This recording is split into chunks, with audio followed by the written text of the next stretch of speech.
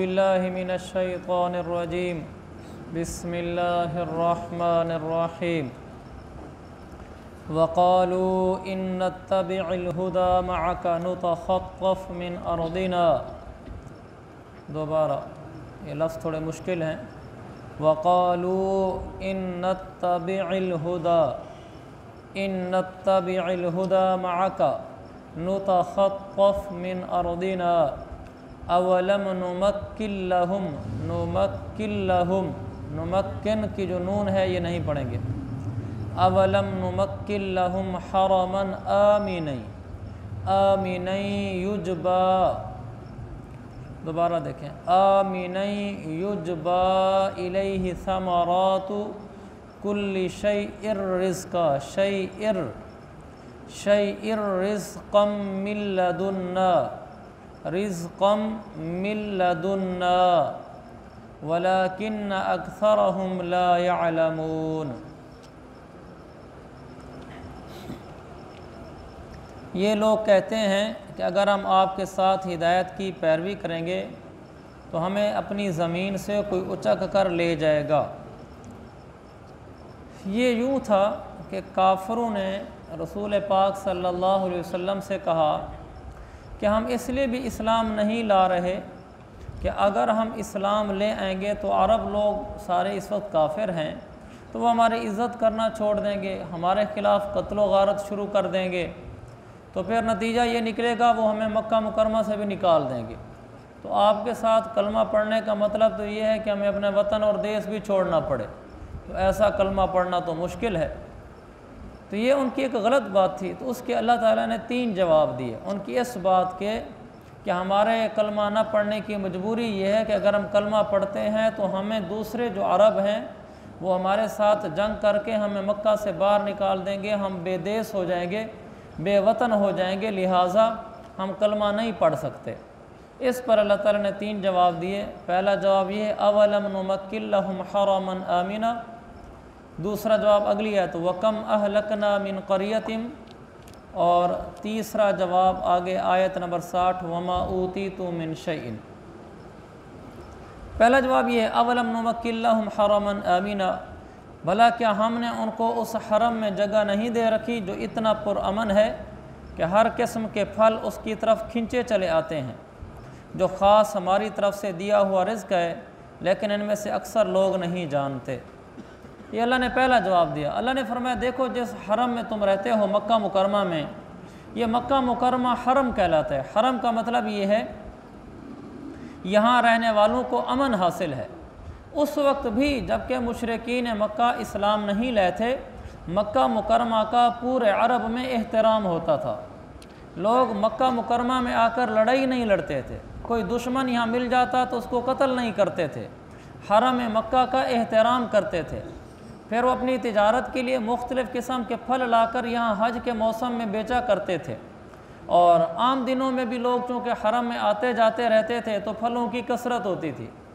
रसूल पाक सल्लल्लाहु अलैहि वसल्लम के हज करने से पहले भी हज होता था, बल्कि आपके नबूवत का ऐलान करने से पहले भी हज होता था। हज तो चला आ रहा है, अलबत्ता वो अपने अपने तरीक़ों से करते थे, मगर हज होता था। तो हज की वजह से सारे अरब वाले, चाहे वो जिस मुल्क जिस इलाके में रहते थे, वो मुशरिकीन मक्का यानी मक्का के कुरैश का एहतराम करते थे और मक्का में आए हुए लोगों के साथ लड़ते भी नहीं थे। फिर मक्का वालों के जब लश्कर मक्का वालों के जब काफ़िले तिजारत के लिए शाम जाते थे, रास्ते में डाके होते थे, लेकिन जिन डाकों के सरदारों को पता चल जाता कि ये कुरैश मक्का का काफ़िला है, वो लूटते नहीं थे, वो उनको इज़्ज़त देते थे कि ये मक्का के रहने वाले लोग हैं, बैतुल्लाह के करीब रहने वाले लोग हैं, तो इनके काफ़िले नहीं लूटे जाते थे।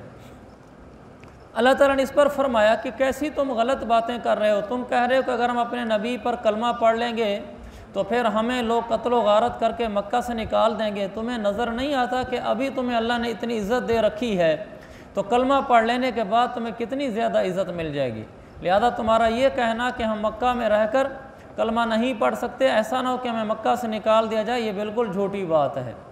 फिर तुम्हारे पास हर किस्मी समरात फल आते हैं, ये अल्लाह ताला का कोई निज़ाम है, शुरू से ऐसे चला आ रहा है।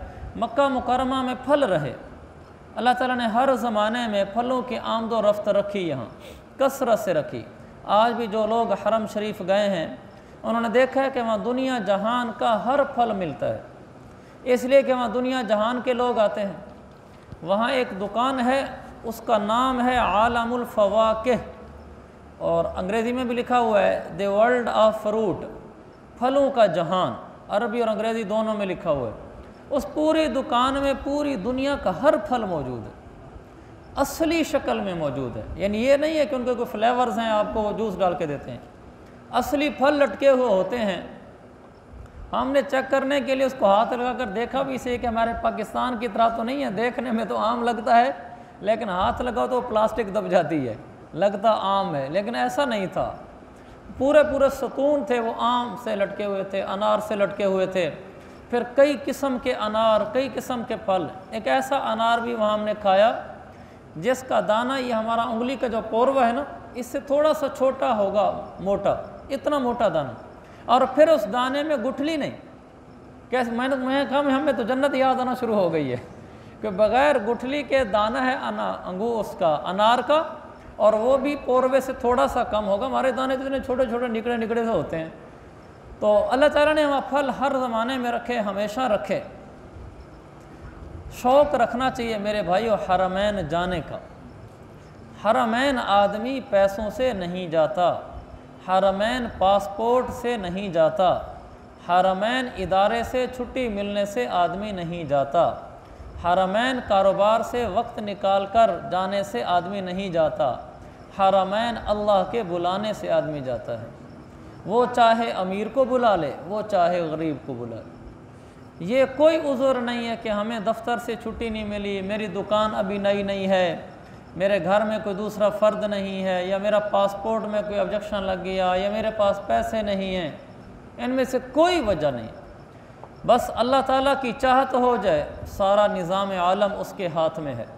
उसकी चाहत ना हो फिर आदमी नहीं जा सकता। और अगर इंसान चाह ले तो अल्लाह ताला ऐसे बुला लेता है कि अक्लों के भी ख़िलाफ़ हो जाता है। मुझे अभी एक वाक़या याद आ रहा है। हमारे दिलों में हरमैन का शौक़ होना चाहिए, अल्लाह तलब देखता है। ये वाक़या मौलाना इदरीस कांदलवी साहब मुफस्सिर कुरान उन्होंने लिखा है। वो फरमाते हैं कि हम वो लाहौर के थे, वो फरमाते हैं हमारे लाहौर में एक गवाला रहता था, गवाला दूध बेचने वाला। तो ये हमारे यहाँ कोई अमीर लोगों में शुमार नहीं होते। तो कहा उस गवाले का वाक़या मौलाना इदरीस साहब सुनाया करते थे कि गवाले को बड़ा शौक़ था कि मैंने अल्लाह के घर जाना है, मैंने अल्लाह के घर जाना है। और गुर्बत ऐसी कि गुंजाइश ज़रा टके की भी नहीं है। शौक़ ऐसा कि जब भी काफ़िले जाने लगते हज के लिए तो वो सबको मिलने जाता, कहता तुम जा रहे हो मेरे लिए दुआ करना, तुम जा रहे हो मेरे लिए दुआ करना। उन सबको स्टेशन पर छोड़ने आता। उस वक्त बहरी जहाज़ चला करते थे। और फिर जब वापसी हाजी आते तो जो उसके महल्ले बस्ती के होते थे सबको मिलने जाता और सबकी इज़्ज़त एहतराम करता, कहता आपने अल्लाह का घर देखा है, अल्लाह हमें भी दिखलाए। एक दफ़ा उसका शौक़ वलवला परवान चढ़ गया, वो जोश में आ गया। उसने कहा बस मैंने अल्लाह का घर देखना है, अल्लाह के घर जाना मैंने। वहाँ से वो निकला और लाहौर स्टेशन पर आ गया। यहाँ खड़ा था तो किसी से पूछा, उसने कहा कि मैंने कराची जाना है, चूँकि बहरी जहाज़ कराची से चलते थे। कहा मैंने कराची जाना है, क्या तरीका है? उन्होंने कहा ये ट्रेन है। अल्लाह की शान, उसके पास ट्रेन के किराए के पैसे नहीं। अब वो खड़ा हो और वो कह रहा हो कि या अल्लाह मैं तेरे घर जाना है। जब अल्लाह चाह लेता है फिर निज़ाम भी बन जाते हैं। इत्तेफाक से वो ड्राइवर आया तो उसने कहा भाई तू कैसे खड़ा हुआ है, ट्रेन चलने वाली है। कहा जी मैंने अल्लाह के घर जाना है, कराची के ज़रिए से जाना है। का टिकट ले लिया? उसने कहा नहीं। चल मेरे साथ आ जा। उसने कहा, उसने उसको अपने साथ बिठा लिया। कराची जब उतरे तो कराची से आगे फिर एक जगह होती थी, उसका नाम था मदीनातुल हुज्जाज। मदीनातुल हुज्जाज यानी हुकूमत पाकिस्तान ने कोई छोटी सी बस्ती बनाई हुई थी जिसको उसको मदीनातुल हुज्जाज का नाम दे रखा था। सारे हाजी वहाँ जमा होते थे, कागजी कार्रवाई होती थी, फिर बहरी जहाज़ आता था। तो वहाँ जब उतरे तो फिर किसी से पूछा मैंने अल्लाह के घर जाना है। लोगों ने कहा वो पहले उधर जाना पड़ता है, मदीनातुल हुज्जाज। तो ये खड़ा हो तो उन्होंने कहा तेरे साथ कोई और आदमी? का कोई नहीं। कहा तू हमारे साथ आ जा। उनको अपने साथ बिठाया और वहाँ जाकर मदीनातुल हुज्जाज उतार दिया। वहाँ जाकर कागजी कार्रवाई शुरू होती है कि आपका शनाख्ती को पासपोर्ट भी वहीं बनता था उस वक्त, वहीं गए शनाख्ती कार्ड जमा कराया, पासपोर्ट बना, हफ्ता 10 दिन ठहरते थे, फिर जहाज़ का टाइम आता था, फिर उससे रवाना होते थे। जैसे मौलाना इदरीस साहब ने लिखा है, हमने ख़ुद भी वो ज़माना नहीं देखा लेकिन उन्होंने ऐसे लिखा है। तो वहाँ चला गया तो इसके पास तो कुछ भी नहीं, ना पासपोर्ट के पैसे ना कुछ। तो लोगों के शनाख्ती कार्ड थे, पासपोर्ट बन गए, तारीख़ आ गई, वक्त आ गया, बहरी जहाज़ों की रवानगी शुरू हो गई। तो ये आ गया जब बहरी जहाज़ के पास, तो वहाँ बहरी जहाज़ से पहले कागजी कार्रवाई होती थी, हर आदमी का पासपोर्ट चेक होता था और फिर उसको ऊपर जाकर बिठाते थे। अब इसके पास पासपोर्ट तो है नहीं, बस वो एक ही रट लगाए हुए कि मैंने अल्लाह के घर जाना है, मैंने अल्लाह के घर जाना है।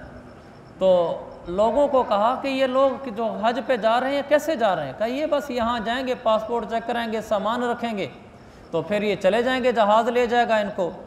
तो वहाँ कुल्ली खड़े थे, इसने किसी कुल्ली को कहा अपनी खिदमत के जज्बे से कि आप हाजियों का सामान उठाओगे, आप बड़े खुशकिस्मत हो, आप अपनी कमीज़ मुझे दे दो, हाजियों का सामान मैं उठाता हूँ। तो कुल्ली ने इसको अपनी कमीज़ दे दी, कहा तुम हाजियों का सामान उठा लो। अब ये जाता हाजियों का सामान उठाता और वहाँ पहुँचाता, इससे कोई पूछे ना, इसलिए किसने कुल्ली वाली कमीज़ पहनी हुई थी। सामान पहुँचाता रहा, आखिर में जब सामान ख़त्म हो गया तो वहीं जाकर बैठ गया, हज के जहाज़ के अंदर ही। किसी ने इसको उतारा इसलिए नहीं कि कुल्ली है, तो रोज़ाना के लोग हैं, जैसे जहाज़ चलने लगेगा तो खुद उतर जाएगा। और वो तो उसको तो एक ही रट थी, मैंने तो अल्लाह के घर जाना है। जहाज़ चल पड़ा, वो उतरा कोई नहीं, तो वो आगे चला गया। तो अब उसके बाद क्या हो सकता था, कागजी कार्रवाई क्या होनी, जहाज़ चल गया, कोई रास्ते में उतारना थोड़ी था, वो तो बहरी जहाज़ है। तो वो चल पड़ा, वो सारे रास्ते चलते रहे। कोई उस वक्त हफ्ता लगता था कराची से लेकर वहाँ जद्दा तक। तो उसके साथ जो आदमी बैठे हुए थे, सलाम दुआ तो हो ही जाती है पूरा हफ्ता साथ रहने से।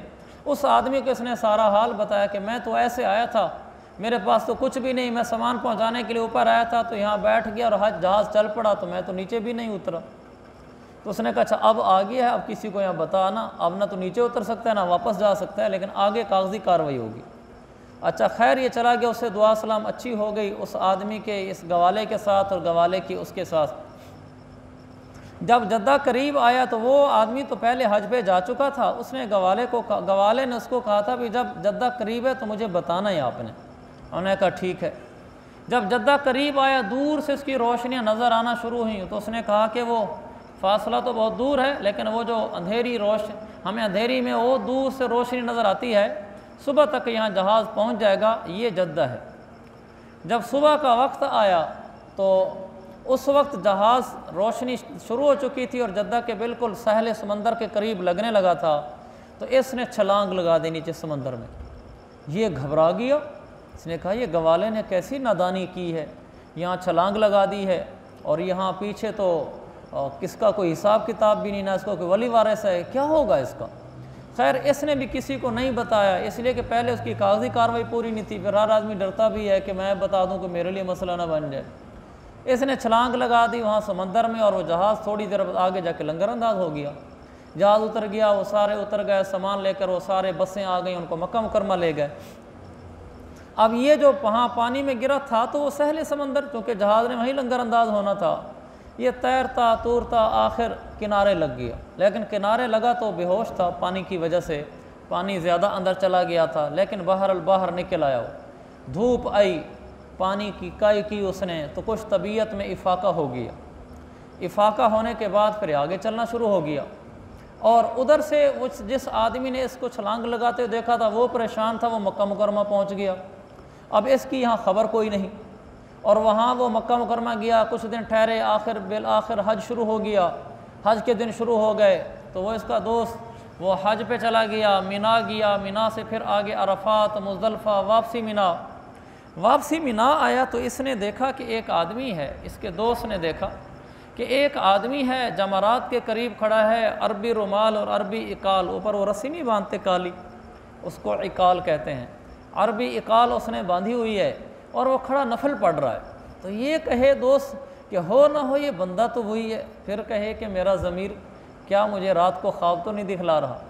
खैर ये चल पड़ा, वहाँ गया, उसके करीब गया तो वो वाकई वही था। और हज पे आए हुए इनको महीने से ज़्यादा हो गया था, इसलिए कि उस वक्त हज के लिए लोग जाते थे, 4-4 महीने 6-6 महीने वहाँ रहते थे। तो इनको एक मुद्दत हो गई थी। इसने जाके एकदम उसको गले लगाया और कहने लगा कि तुम यहाँ कैसे। तो उसने कहा कि मैं कहानी बताता हूँ आपको, आप मेरे साथ आओ। इसको साथ लिया और आगे एक बड़ी गाड़ी खड़ी थी, जाकर इसको गाड़ी पे बिठाया। उसके साथ वो गवाले के नौकर थे, गाड़ी पर बिठाकर फिर इसको एक बड़े महल में ले गया। और वहाँ जाकर गवाले ने बताया इसको कि ये गाड़ी भी मेरी है और ये महल भी मेरा है। उसने कहा ये क्या कहानी है। कहने लगा हुआ ये कि जब मैंने वहाँ छलांग लगाई थी, वो मैंने इसलिए लगाई थी, मैंने कहा या अल्लाह यहाँ तक पहुँचना मेरा काम था, आगे तेरा काम है, मैं इतना ही कर सकता था, आगे कागज़ी कार्रवाई होनी है, मैं किधर जा सकता हूँ, मैं छलांग लगा रहा हूँ, मेरी तू हिफाजत करना बस। कहा मैंने किनारा समझ के छलांग लगा दी थी और मैंने पहले अल्लाह से कहा था कि या अल्लाह इतना ही मैं कर सकता था, आगे तू कर दे। कहा मैं वहाँ से बाहर निकला, मेरे पेट में कुछ पानी था, कुछ मेरी नींद बेहोशी की सी कैफियत थी। आखिर धूप शदीद हुई, वो पानी की कुछ कै हुई, कुछ इफाका हुआ, तो मैं आगे चल पड़ा। चलते चलते मैं गया तो आगे जंगला शुरू हो गया। यानी जहाँ जंगला होता है तो आगे कोई आदमी बगैर पासपोर्ट वगैरह के तो जा नहीं सकता, तो उन्होंने जंगले दिए होते हैं। कहा मैं जंगले के साथ चलता रहा, आगे एक घर आ गया। घर से पहले मैंने देखा कि दो आदमी हैं, उनके पास गाय है, तो वो गाय का दूध दो रहे हैं।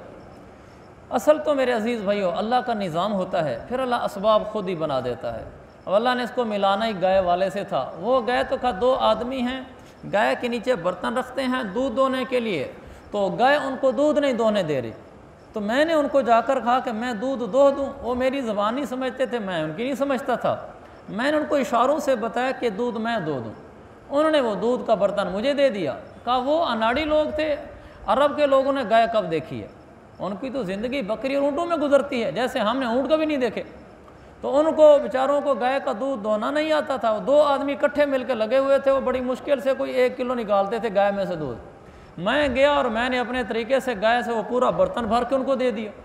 कहा उन्होंने मुझे पकड़ लिया, उन्होंने कहा कि तुम्हें काम का बंदा मिल गया है। कहा मुझे वहाँ ले गए, वो तो किसी अफीसर का बच्चा था जिसका दूध का मसला था।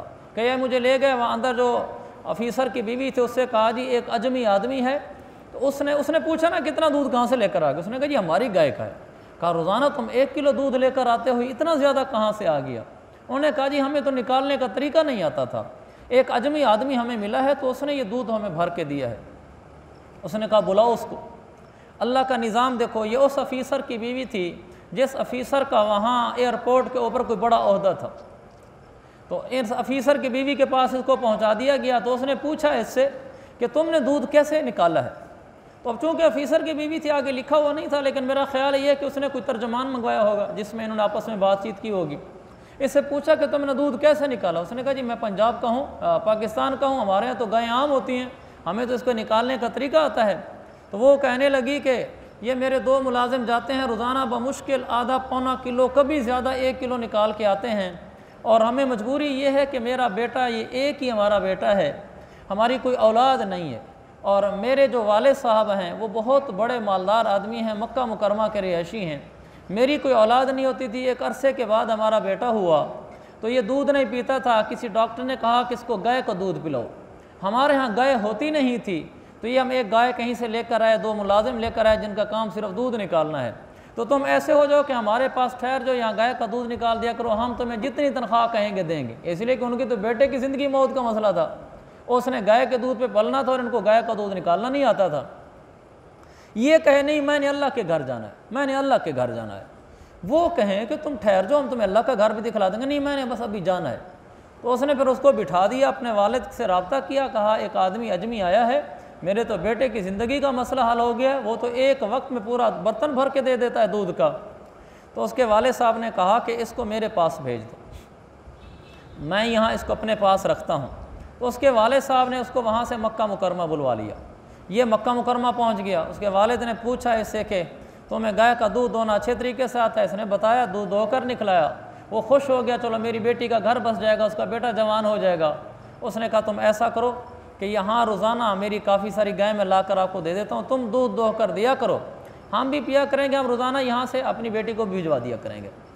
तो उसने कहा जी ठीक है। ये वहाँ रहना शुरू हो गया, दूध दोह कर देता तो उसका बच्चे की सेहत अच्छी होना शुरू होगी, क्योंकि डॉक्टर ने उसको गाय का दूध कहा था। तो वो खुश हो गए। उन्होंने कहा जी हम आपको इनाम देना चाहते हैं। कहा, इसने कहा जी बस मुझे कोई इनाम नहीं चाहिए, मैंने अल्लाह का घर देखना है। वो हालांकि वो मक्का में रहते थे, इनके वाले साहब, और बैतुल्ला भी मक्का में है, लेकिन ये तो अनाड़ी आदमी, इसको क्या पता बैतुल्ला कहाँ है।